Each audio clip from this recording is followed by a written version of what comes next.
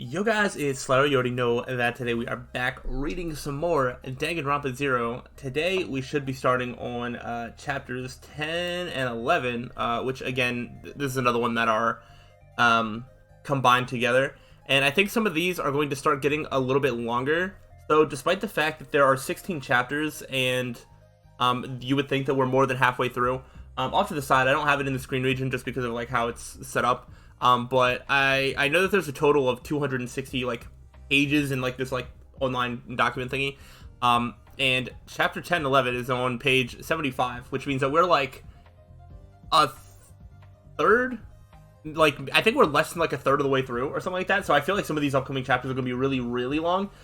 So if some of these chapters may not end up being like a full video on themselves. Like if it takes me like an hour to get through like half of a chapter, you know, then I might have to end off a video at like half a chapter or something. So just putting that out there. I mean, you guys can see the length of the video, so y'all already know what it is, but I do think that some of these chapters are going to start getting really, really long. So I'm just gonna do my best and split up the videos and chapters however I am able to and feel. But yeah, we're back reading Danganronpa Zero. And now that all that's out of the way, we can go to chapter 10 and 11. We had Madurai chasing somebody. I think he was chasing Ryoko, but I think he may have fallen into a trap by Junko and maybe Mukuro as well. That's just a guess, but let's see if we can find that out and see what is going to happen. So chapter 10 and 11, I guess. The dust in the room was thrown up in the air along with a roaring, ground-rumbling noise. The colorful cans of paint that were lined on the shelves had splattered their contents all over the walls and the ceiling, making the inside of the shed seem like it was lifted straight out of Wonderland. I inhaled some of the dust and managed to cough violently while giving a sigh of relief. I predicted that Madurai's vigilant nature wouldn't let him leave the vacuum cleaner alone right after hearing about a dust explosion. It seems I was right. I threw the shed's window open, grabbed the shovel, and stepped carefully toward the fallen shelves in order to check the condition of the crushed boy. I had to feign bravery while I was confronting him, but my feet were still shaking with nervousness. The hand holding the shovel was already dripping with sweat. Hello? I peeked nervously through the gap in the shelves and saw Madurai pressed between them and the floor, as if he was the filling of a strange sandwich. It seemed he was still unconscious though, because he managed to look at me weakly. I can't believe I fell for that. It seemed talking was painful for him, perhaps because his chest was under heavy pressure. But why wasn't there an explosion? There must have been static electricity and sparks from such a huge impact. Cement powder, so it won't explode, I answered, still brandishing the shovel. Cement powder? I adjusted my hold on the shovel and opened my notebook with my free hand. Alright, so Ryoko is in here. It seems like she's had a bit of an almost change of personality. She seems like a lot more calculating and, I don't want to say like aggressive, but like less scared. I don't know. Let's see.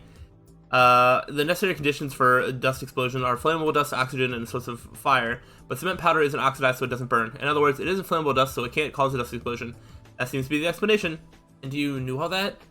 Seems the old man in charge of the shed really loves to talk. He sometimes catches random people and makes them listen to him ramble on. By the way, don't you think it's kind of shady that he told all that to a random high school girl? But I guess it ended up saving my life, so I should go thank him once this is over. I flipped through my notebook some more and continued. Anyway, it seems this old man is really into DIY projects and wants to build anything that isn't too complicated on his own. Looks like that's why he bought a large amount of cement powder and stored it here in the shed. And to use that as a decoy. Yes, I wanted you to pull that vacuum cleaner. I dropped my eyes to the notebook again and nodded vigorously. By the way, have you heard of a movie called Home Alone? I used one of the traps from it as a basis for this one. I tied the vacuum cleaner and the shelves together with the rope, so that when you pull the vacuum cleaner, the shelves come down after it. Alright, the dust's secondary purpose was to keep the rope hidden. I used a white rope, you see. You can stop now.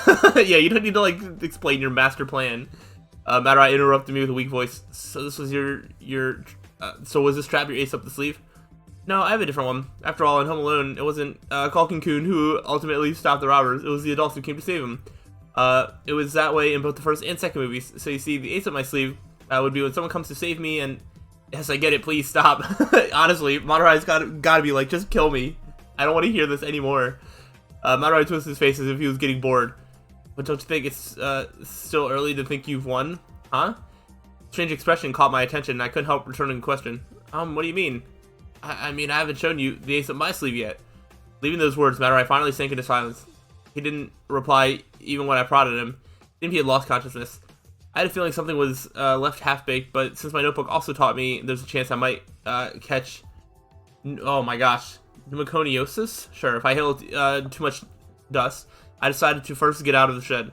Well, I guess the school's security department can take care of things later. I'll leave it to them to apprehend the strange boy. Once they do, it's all going to be over. He committed the serious crime of assaulting a woman, so I think they're going to expel him from the school. And that means I'll never see a McGee? Okay. I don't know what that sound is. The person who let out a groan like a small animal being stepped on was me. I felt a sharp pain on my throat. Something rugged was tightened around it, making it impossible to breathe. What? What's going on? Even deep in confusion, I could tell there was a black telephone pole in front of my eyes. Wait, why a telephone pole? I looked up. I have no idea what's happening here. I looked up, my thoughts becoming even more confused, and saw a white face on top of the tall and narrow telephone pole. It appeared to be a man's face. Furthermore, it was a face I recognized. There are some things even someone as forgetful as me can recognize. I mean, that face was the face of the man who was supposed to be unconscious under a stack of shelves. It was Madurai's face. He seemed surprised. Now, how did this work? I also lost... I really thought at the end of Chapter 9, I feel like there was, like, 2 people, not counting Madurai. I'm so confused as to how many people are involved at any given situation, because now it seems like there's multiple Madurai. I have no idea what's happening. He wasn't injured. Even his clothes were perfectly clean. I think, I know what you're thinking. Why is the man I just took down inside the shed now standing here strangling me? Am I right? A cruel smile tore through Madurai's face. To make things short, this is the ace up my sleeve. Well, part of it anyway. His eyes, narrowed to their limit, was fixed on me. They were oily and glittering. Well then, I think I'll begin by breaking your arms and legs. It's going to hurt for just a little while, so please endure patiently. Maybe I should wait until you lose consciousness. It's going to be a bother if you start screaming. I don't understand what anybody's goals are here. So, Ryoko was trying to escape, but then got Madurai trapped and then just stood there gloating about it. Madurai wants to kill Ryoko, Junko, everybody who's related to the incident, but instead of doing that, he wants to torture them and leave them alive. I guess to inflict pain. I'm like starting to get a little lost in like what people's goals are here, because it seems like they're not really acting in their best interests to accomplish the goals that they want to accomplish, if that makes any sense. Let's see, his tone of voice was more composed and cruel. It was clear it wouldn't be any use at all begging for my life. Madurai applied even more strength into the hand that was strangling me, and I felt consciousness slowly slipping away. I felt emptiness as if my very own self was fading away, as each and every sensation was eradicated from my body. I couldn't say anything anymore. I couldn't breathe anymore. I couldn't make any predictions anymore. My notebook dropped from my hand, my eyes became hazy, my vision blurred. In front of my eyes, both the scenery and Madurai himself became twisted. That's right, twisted. Madurai's body twisted, then flipped upside down as if we were drawing an arc in the air. Then with a loud, thick sound, it crashed down on the ground, head first. That's what I saw. From within my vanishing consciousness, which flickered in and out like a candle, I couldn't tell if it was reality or a dream, but nevertheless, I saw it. Ugh. Running like a trampled frog, Madurai quickly regained his posture. Then the moment he jumped back up, his eyes were drawn to his right arm, and he stared at it transfixed. His right arm from the elbow down was unnaturally twisted. Oh my gosh. Wait, somebody like come up from behind him and like break his arm? Interesting. It was unnaturally twisted like bent licorice candy. At first he just stared at it with a confused expression on his face. Then, as though he suddenly remembered how to, he raised his voice in a terrible scream. Yeah! His voice was a mixture of confusion, terror, and pain. It came out with such a force that it almost seemed like he squeezed out every bit of air out of his body. I heard that dreadful scream, but all I could do was stand there, dumbfounded. No, I didn't even know if I was still standing up or if I fell to the ground. I couldn't understand anything that was going on. Me neither. And then I heard that voice I also could not understand. Poo-poo! I may have overdone it just a little bit.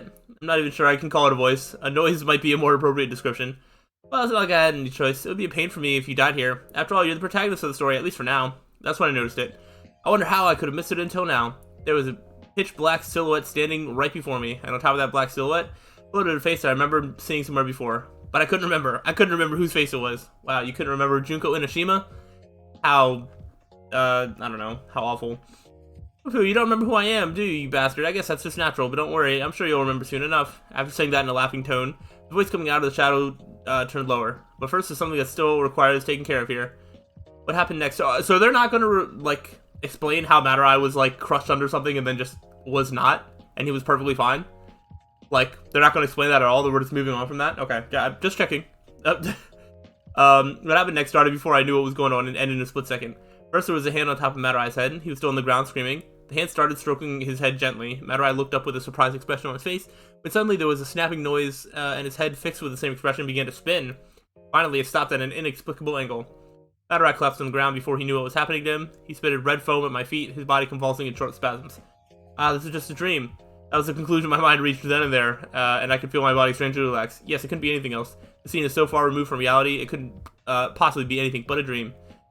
Boo boo boo boo! I don't know how to do that in anything other than like a Monokuma like laugh. Even that laughing voice echoing deep inside my ears, just a dream. Before I knew what was happening, the black shadow was once again standing right in front of me. But this is also definitely a dream. The face floating on top of the shadow, who I was sure I've seen before, started talking again. So you can remember better, you should call me Super High School Level Despair. Yeah, I think that fits. Boo boo! The eyes on that face were excessively dark. In fact, they looked more like holes than eyes. I stared at them blankly and felt as if my consciousness was being sucked up into their void. Inside the holes was a bottomless swamp full of black mud. My entire body was quickly drenched in it as I was slowly consumed by something that wasn't myself. Then I heard a voice from somewhere far away. See you soon, you bastard. When we meet again, I'll kill you properly. It was a small voice coming from far away, but at the same time, it seemed like it was also whispering directly into my ears. This sure is a strange dream.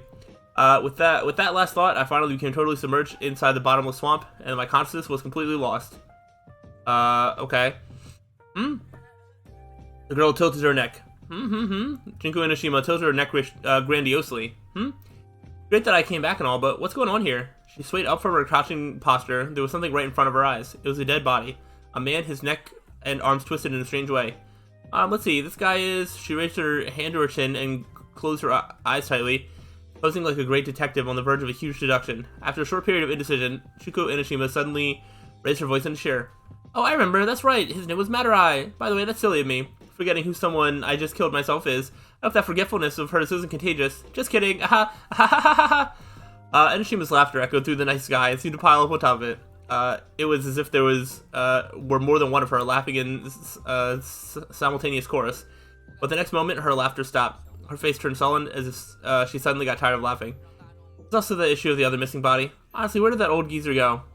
Suddenly she was laughing again. There was a wide smile on her face as if she had suddenly tired of sullenness. Well, it's not like it matters where he disappeared to, right? Boo-boo-boo, I'm so despair-inducingly great at planning plans. The second her declaration was done, her face turned sullen yet again. But it's so unsatisfying when your plans always succeed. Whose fault is this? Is anyone going to take responsibility? Her expression changed with every sentence that came out of her mouth, but none of it was an act. Every time it reflected her true feelings. Despair-inducing capriciousness. That's what she was all about. Super high school level despair. Junko Inoshima. With a sullen expression still on her face, Inoshima trotted towards Madurai's dead body. It's your fault, you know. Take that! She started thrusting her tiptoes into the body. Hey, say something! What's up with being so easy to kill? You should have at least made an effort to disrupt my plans. How can I possibly despair like that? At that point, she suddenly changed her voice. It hurts. I'm sorry. She mimicked the dead Madurai's voice as if she was on a morbid ventriloquism show. Inoshima-sama, please forgive me. She continued kicking the body as she spoke for it with a comical, overdramatic voice. Dark red liquid came flowing out of the body's mouth. I'll repent by committing suicide, so please forgive me. Inoshima returned to her normal voice. But you can't do that, you're already dead. Having delivered her grand punchline, she stepped hard on Madurai's face. Flat, a thick sound of something being crashed echoed through the air. Oh, boo, boo, boo, boo, boo! Inoshima laughed, a loud, vulgar laugh, as if her one-woman show was the funniest thing she'd ever heard. Nevertheless, she soon got tired of that too, and her face returned to its original expression. Well then, I guess I have to call that pitiful sister of mine and ask her to clean things up over here. First I'll have to I'll have her take care of this dirty body. Then she'll have to clean up inside that shed too. And finally, I just have to carry Ryoko Otonachi-chan to her beloved boyfriend. My work here will be done. Having confirmed her immediate plans to herself, Inoshima started laughing again, as if she had just remembered something funny. She laughed vulgarly and grandiosely, facing the sky, both her arms spread to her sides. Her cruel, gruesome laugh echoed high into the night sky. There was no coherence to it, nor any necessity or sentiment. That was what high school level despair Junko Inoshima was all about. And then right there's chapter 12. Very interesting. I want to see how long it would take to get to the next thing. That's gonna eat up a decent chunk of time, actually. I might end this off here as a shorter video. And then actually I'm gonna have to try and find chapter 12 because it doesn't actually have like a quick thing to jump to. but it's definitely a lot more up. Oh, I don't know what that was. Apparently there's pictures coming up. Oh my gosh. But yeah, okay. I think I'm actually going to end it off. That was chapters 10 and 11, and then we can do chapter 12 next time. Let me just make sure that I get back to it.